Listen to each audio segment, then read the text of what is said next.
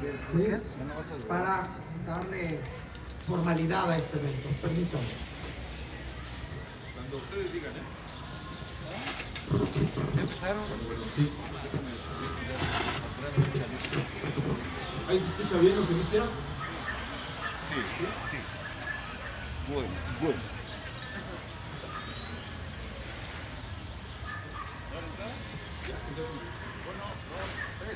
Muy buenas tardes, noches. Gracias por estar al pendiente de estas charlas que estamos iniciando aquí en el pueblo de la Magdalena Athletic. Esto con motivo de la asamblea popular que estamos llevando todos los jueves, el grupo de resistencia en cuanto a la intención de privatizar un poco la cañada y el derrumbamiento del casco de la hacienda de la cañada aquí en la Magdalena. Bueno, pues nos encontramos aquí en la iglesia de la Magdalena, en el mercado turístico, los pasillos del mercado turístico, y a un costado del río Magdalena.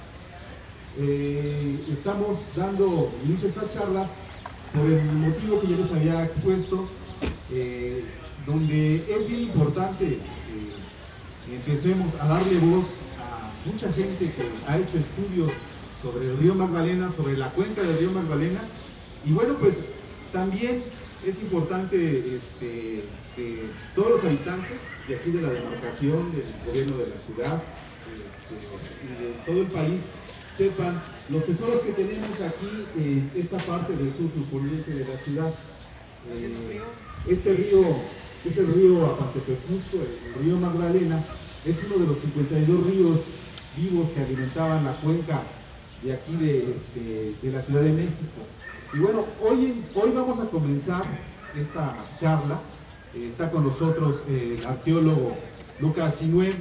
Él tiene una tesis muy interesante sobre la fábrica de Loreto, aquí en Tizapán, y está haciendo una maestría en donde va a tocar el tema a profundidad de la arqueología industrial.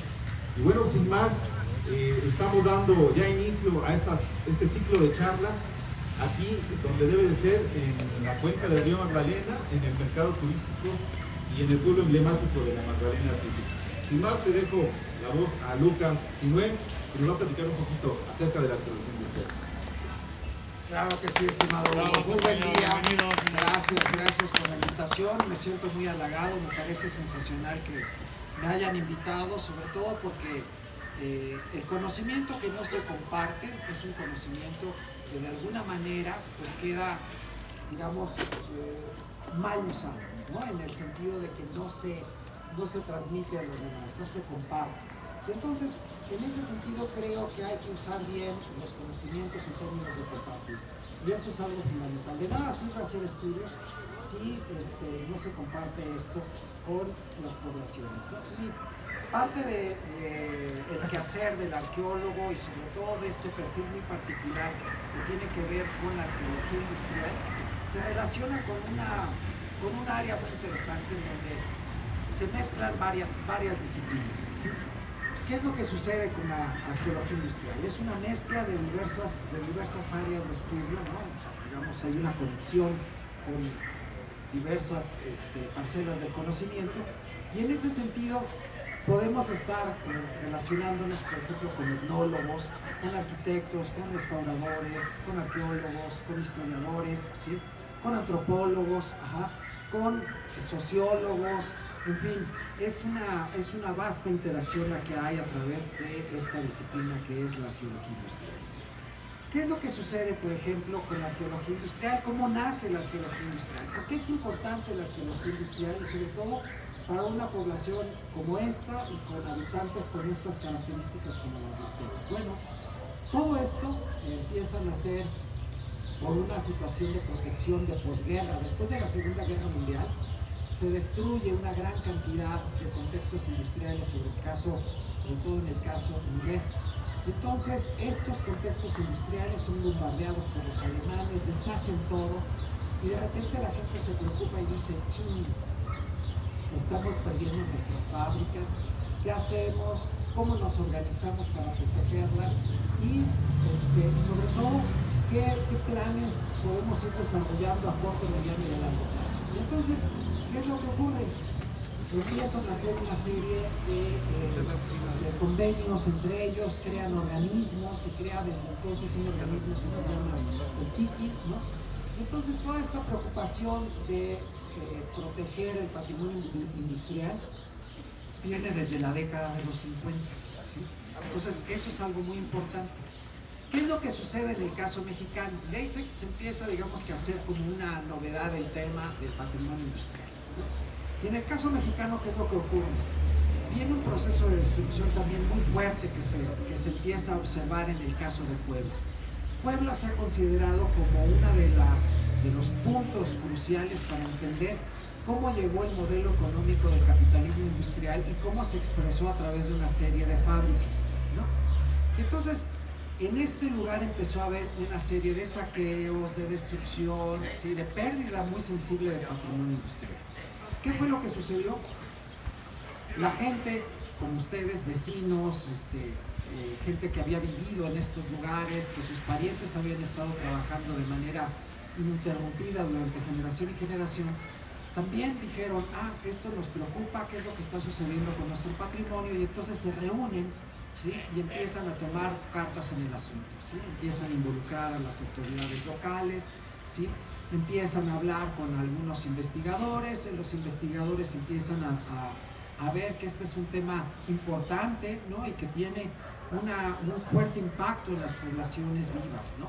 Y entonces se crea un organismo desde 1995 que se llama el Comité Mexicano para la Conservación del Patrimonio Industrial. Entre el 95 y 96 sacan con esos estatutos y todo eso, ¿no? Y entonces, ¿qué es lo que sucede? Yo formo parte de ese comité, ¿no?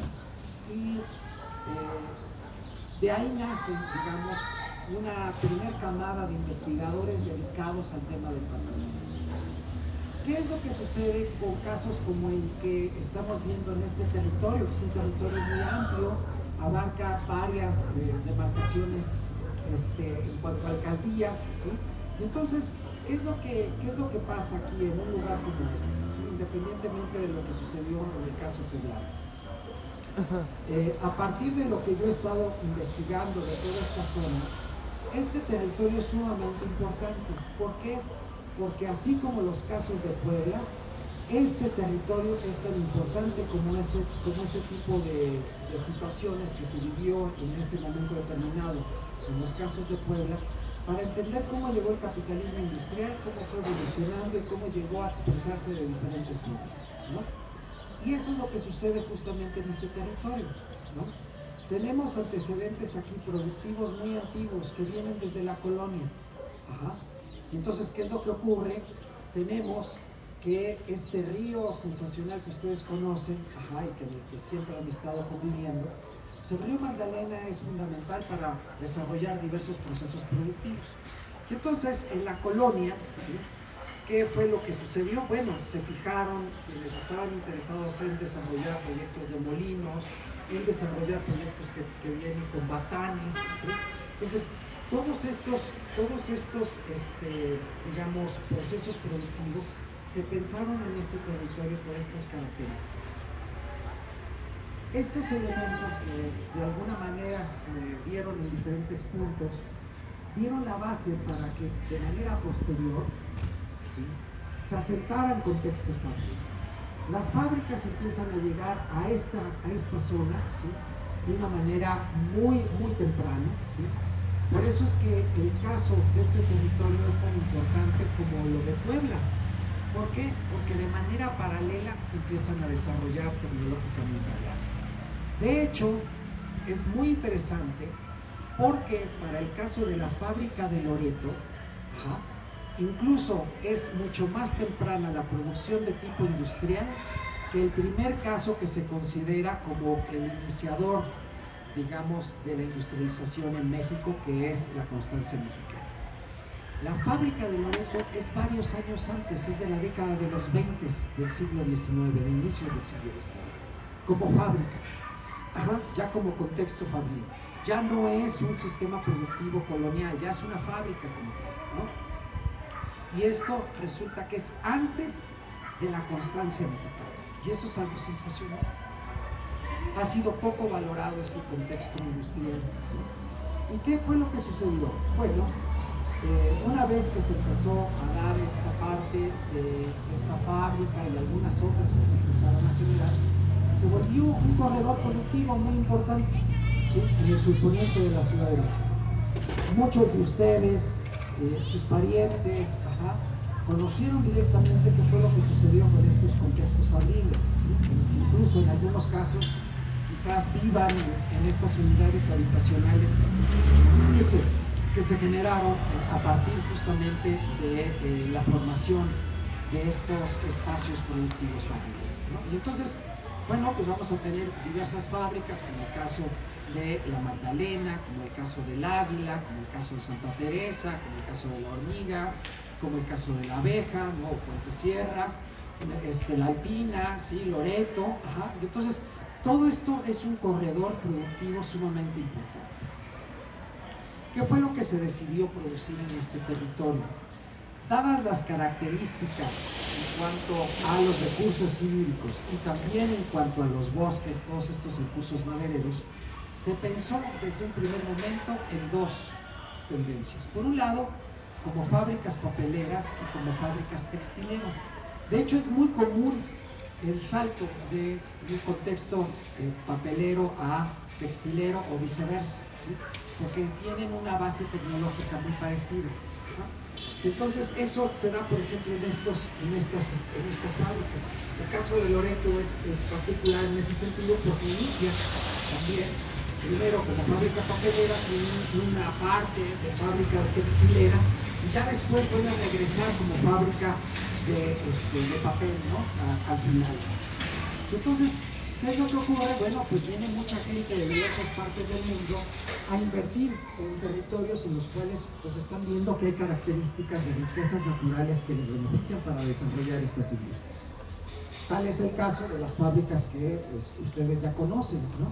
Entonces, por ejemplo, vienen alemanes, vienen gringos, vienen franceses, vienen una gran cantidad de gente para tratar de arrancar estas empresas en esta zona, ¿no?